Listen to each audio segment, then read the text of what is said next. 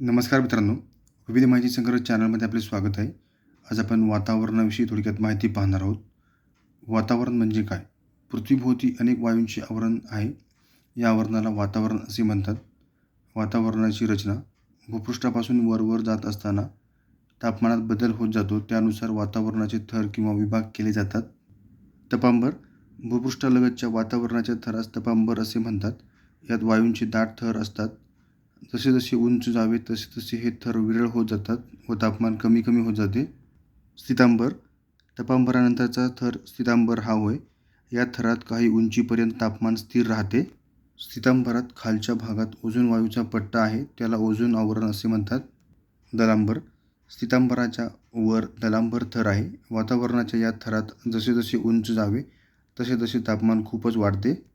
संदेशवहनासाठी या थराचा उपयोग होतो. वातावरणाचे महत्त्व. आपल्याला पर्जन्यामुळे पाणी मिळते.